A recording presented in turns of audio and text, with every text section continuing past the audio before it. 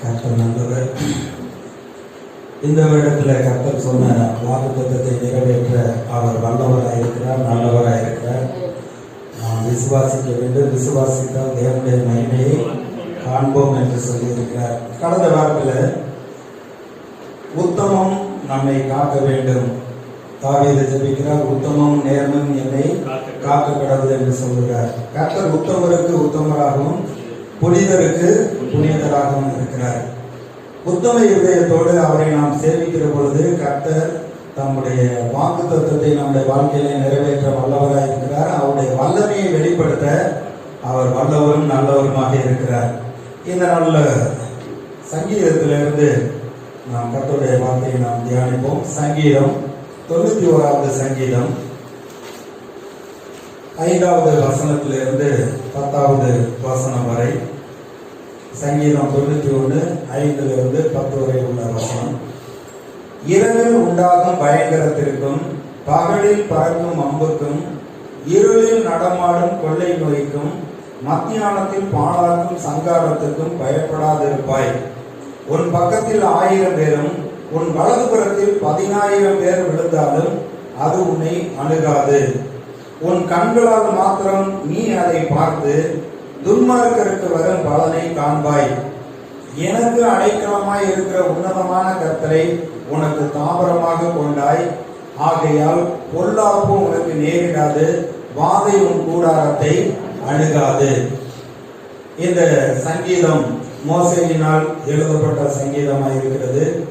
மோசே தேவனுடைய அழைப்பை பெற்று இஸ்ரவேல் மக்கள் எகிப்திலே அடிமைத்தனத்தில் இருந்த பொழுது பார்வோனுடைய பிடியிலிருந்து அவர்களை விடுதலையாக்கி அழைத்து வரும்படியாக தேவனுடைய சித்தத்தை நோக்கத்தை நிறைவேற்றும்படியாக அவன் கர்த்தருடைய வார்த்தைக்கு கீழ்ப்படிந்து அவன் பார்வோனிடத்திலே போய் பேசுகிறான்.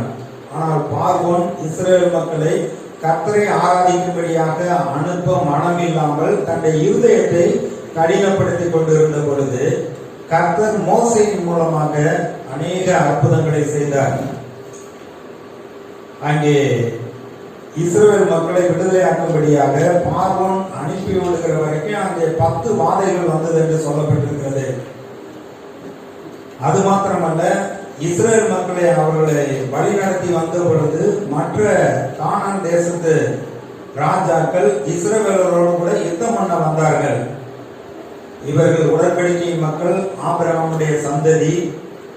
ஆதியாகமம் 15வது அதிகாரத்தில் கர்த்தர் வாக்கு பண்ணினபடி 400 வருடம் உன் ஜனங்கள் எகிப்திலே அடிமைத்தனத்தில் இருப்பார்கள், பலத்த கையோடு அவர்களை புறப்பட பண்ணுவேன் என்று கர்த்தர் வாக்கு பண்ணதை நிறைவேற்றினார். அப்படி நிறைவேற்றி அவர்களை காணும் தேடும் ஓடுகிற கானான் தேசத்துக்கு அழைத்து வருகிற பொழுது அவர் யுத்தங்களை எல்லாம் சந்திக்கிறார். அவர் அநேக சூழ்நிலைகளை கடந்து வந்த பொழுது கர்த்தர் எப்படி தன்னுடைய உடன்படிக்கையின் மக்களை பாதுகாத்தார், வழி நடத்தினார் என்பதை குறித்து தெய்வீக பாதுகாப்பை தேவன் கொடுக்கிறார் என்று இந்த சங்கீதத்தில் பாடி வைத்திருக்கிறார். இந்த சங்கீதத்தில் இப்படி தெய்வீக பாதுகாப்பு எழுதப்பட்டிருக்கிறதுனால இந்த பாதுகாப்பு நம்முடைய வாழ்க்கையில நடந்து விடாது. அந்த வாக்கு தத்தங்களை நமக்கு சொந்தமாக்கி நான் தேவனுடைய உடன்படிக்கையில இருக்கிறேன், கிறிஸ்துவுக்குள் புது உடன்படிக்கையில இருக்கிறேன், எனக்கு இந்த தெய்வீக பாதுகாப்பு உண்டு என்று நம்ம விசுவாசித்து அதை நம்முடைய இருதயத்தில் ஏற்றுக்கொள்கிற பொழுது இந்த பாதுகாப்பு நமக்கு உண்டாகி இருக்கிறது. இந்த சங்கீதத்துல முதல் வசனத்துல பார்க்கிற போது உன்னதமானவரின் மறைவில் இருக்கிறவன் சர்வ வல்லவருடைய நிழலில் தங்குவான். அவருடைய செட்டையின் கீழ் அடைக்கலம் புகுவாய் அப்படின்லாம் எழுதியிருக்கு. 4வது வசனத்துல அவர் தமது சிறகுகளாலே உன்னை மூடுவார், அவருடைய செட்டையின் கீழ் அடைக்கலம் புகுவாய், அவருடைய சத்தியம் உனக்கு பரிசையும் கேடகமாம். தேவனுடைய மறைவுக்குள் நாம் எப்படி போய் தங்கி இருப்பது? அவர் சிறகெல்லாம் வைத்திருக்கிறாரா? அவருடைய சிறகுகளை அவர் மறைத்துக் கொள்வதற்கு. ஆனால் கோழி தன்னுடைய குஞ்சுகளை எப்படி சிறகுகளுக்கு அது மறைத்துக் கொள்ளுகிறதோ அதுபோல தேவன் தம்முடைய மகிமையினாலும் தம்முடைய வல்லமையினாலும் அவருடைய கிருபையினாலும் தேவன் நம்மை பாதுகாக்கிறவராய் இருக்கிறார்.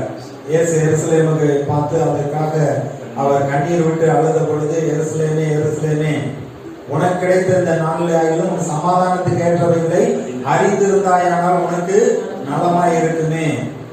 கோழி தன் குஞ்சுகளை சிறையின் கீழ் சேர்த்துக் கொள்ளுகிற வண்ணமாக எத்தனையோ தரம் சேர்த்துக் கொள்ள மனதாய் இருந்தேன், உங்களுக்கோ மனதில்லாமல் போயிற்று அப்படிங்கிறார். அப்ப தேவன் தம்முடைய பிள்ளைகளை விசேஷித்த விதமாக பாதுகாக்கிறவராய் இருக்கிறார். அவருடைய சிறகுகளாலே, அவருடைய மகிமையினாலே நம்மை மூடுகிறவர், பாதுகாக்கிறவர்.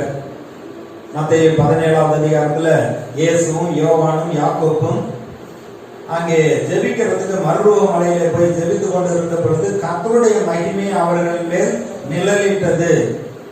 அந்த மகிமை, ஒளியின் மகிமை அவர்களை சூழ்ந்திருந்தது என்று அங்கே நம்ம வேதத்துல வாசிக்கிறோம். அவருடைய மகிமை நம்மை பாதுகாக்கக்கூடியதா இருக்கிறது.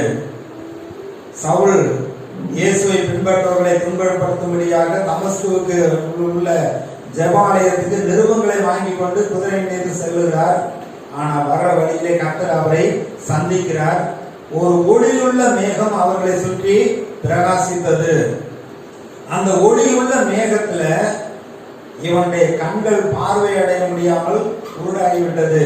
ஆனா பவுலோடு கூட வந்தவர்களுக்கு அந்த ஒளியுடைய மகிமையையும் அவர்கள் பார்க்கவில்லை, அந்த சத்தத்தையும் அவர்கள் கேட்கவில்லை. ஆனா பவுலுக்கு அந்த சத்தம் கேட்கிறது, கர்த்தருடைய மகிமை பிரகாசத்தை அவர் பார்க்கிறார். இது பாருங்க, தேவன் வைத்திருக்கிற ஒரு பாதுகாப்பு விசுவாசிகளுக்கு, கர்த்தருடைய பிள்ளைகளுக்கு, உடன்படிக்கை மக்களுக்கு தேவன் கொடுக்கிற ஒரு பாதுகாப்பு இருக்கு. இதை விட வேற பாதுகாப்பு எந்த ஒரு மனிதனும் கொடுக்க முடியாது. அப்போஸ்தலர் நடவடிக்கைகள்ல பேதுரு சுவிசேஷம் அறிவிக்கிற பொழுது அவர் நிழல்பட்டு அநேகர் சொஸ்தமானார்கள் என்று எழுதியிருக்கிறது. நிழல் என்று சொல்லுகிற பொழுது சூரிய வெளிச்சம் நம்ம மேல் படுகிறப்ப நம்முடைய சரீரத்தின் சாயல் நிழல் வருது. அந்த நிழலை குறித்து வேதம் சொல்லவில்லை. கர்த்தருடைய மகிமையே அங்கே நிழலாக அங்கே இருக்கிறது. பேதுரு நடந்து போகிற பொழுது அவருடைய மகிமை அவர்கள் மீது பட்டு அவர்களை சொஸ்தமாக்கிட்டு, இன்னும் பவுலுடைய உருமாவையும் கச்சையும் எடுத்துக்கொண்டு போய் வியாதி உள்ளவர்கள் போட்டார்களாம். வியாதிகள் சுகமானது, அசுத்த ஆவிகள் ஓடி போனது. அந்த உருமாவிலையும் கச்சையிலையும் விஷயம் இல்லை, ஆனா அதில் இருக்கக்கூடிய ஒரு கர்த்தருடைய மகிமை. அவர்கள் விசுவாசித்தார்கள். பெரும்பாடுள்ள ஸ்திரீ இயேசுடைய வஸ்திரத்தை தொட்டால் சொஸ்தமாவேன் என்று தன்னை இருதயத்திலே விசுவாசித்தால் அவருடைய வஸ்திரத்தை தொட்டு சுகமானார். அப்ப பாருங்க, நம்முடைய விசுவாசம் தேவன் பேரில் இருக்கிற பொழுது அவருடைய மகிமை, அவருடைய பிரசன்னம், அவருடைய கிருபை நம்மை சூழ்ந்து வருகிறபடினாலே எல்லா தீங்குகளுக்கு விலகி நம்மை காக்கக்கூடியதா இருக்கிறது. அப்படித்தான் இஸ்ரவேல் மக்களை கர்த்தர் வழி நடத்தினார். எகிப்துல 10 வாதைகள், அந்த வாதைகள் உடன்படிக்கையின் மக்களை பாதிக்கவில்லை. ஆனால் எகிப்தில் இருந்த பார்வோனையும் அவனுடைய எல்லா மக்கள் மீது அந்த வாதை உண்டானது. ஆனா இஸ்ரவேலுக்கு வாதை இல்லை. நம்ம வாசிக்கிறோம், பொல்லாப்பு உனக்கு நேரிடாது, வாதை உன் கூடாரத்தை அணுகாது என்று சொல்றார். இரவில் உண்டாகும் பயங்கரத்திற்கும், அதாவது இஸ்ரவேல் மக்களை மோசே நடத்தி கொண்டு வருகிற பொழுது அவர் இரவும் பகலும் மேக ஸ்தம்பம் அக்கினி ஸ்தம்பத்தினாலே இஸ்ரவேல் மக்களை பாதுகாத்து வழி நடத்தினார். பகல்ல மேகஸ்தம்பம் இருந்தது அந்த ஆசரிப்பு கூடாரத்துக்கு மேல, இவருடைய பாளையத்துக்கு மேலே. இரவிலே அக்கினி ஸ்தம்பம் இருந்தது, அவர்களுக்கு வெளிச்சம் கொடுத்தது. இந்த மேகஸ்தம்பம் அக்கினி ஸ்தம்பம் கிளம்பின உடனே, எப்ப கிளம்பினாலும் உடனே இவர்கள் பிரயாணப்பட்டு அவர்கள் கிளம்பி விடுவார்கள். கர்த்தர் அவர்களுக்கு இளைப்பாறுகிற இடத்தை தேடும்படியாக, அவர்களுக்கு இளைப்பாறுகிற இடத்தை கொடுக்கும்படியாக அந்த மேகஸ்தம்பம் அக்கினி ஸ்தம்பம் வழி நடத்தினது. அந்த மேகஸ்தம்பம் அக்கினி ஸ்தம்பத்திலிருந்து பார்வோனும் அவனுடைய சேனையும் பின்தொடர்ந்து வந்த பொழுது செங்கடலை திறந்து இஸ்ரவேல் மக்களை வழி நடத்தி கொண்டு வருகிறார். பார்வோனையும் அவனுடைய சேனையும் பின்தொடர்ந்து வருகிற பொழுது அந்த அக்கினி ஸ்தம்பத்திலிருந்து, மேக ஸ்தம்பத்திலிருந்து கர்த்தர் பார்வோனுடைய சேனையை கலங்கடித்தார் என்று சொல்லப்பட்டிருக்கிறது. இன்னும் உபாகமத்தில் வாசிக்கிறோம், இந்த இஸ்ரவேல் மக்களுக்கு விரோதமாய் வந்த ஜாதிகளை, குழந்தைகளை அனுப்பி அவர்களை எல்லாம் விரட்டி விட்டார் என்று சொல்லப்பட்டிருக்கு. 4 விதத்தில் அவர்களுக்கு விரோதமாய் வந்த சத்துருக்களை முறியடித்தார். கர்த்தர் தம்முடைய ஜனங்களை பாதுகாத்தார். 5வது வசனத்துல இரவில் உண்டாகும் பயங்கரத்திற்கும் பகலில் பறக்கும் அம்புக்கும் இருளில் நடமாடும் கொள்ளை நோய்க்கும் மத்தியானத்தில் பாழாக்கும் சங்காரத்திற்கும் பயப்படாதிருப்பாய். இது சொல்லப்பட்டிருக்கு. நைட்டா இருக்கட்டும், இல்ல பகலா இருக்கட்டும், இல்ல கொள்ளை நோயா இருக்கட்டும், எதுவும் தம்முடைய உடன்படிக்கையின் மக்களை அணுகாதபடிக்கு கர்த்தர் பாதுகாக்கிறவராய் இருக்கிறார். ஆகையினால் நீங்கள் பயப்படாதீர்கள். மோசே தன்னுடைய அனுபவத்துல சொல்லுகிறார், கர்த்தர் எங்களை இப்படி பாதுகாத்து வந்தார், ஆகையினால நீங்கள் பயப்படாதீர்கள். அப்ப பயப்படாமல் நம்ம கர்த்தரை விசுவாசிக்க வேண்டும். 2வது வசனத்துல நான் கர்த்தரை நோக்கி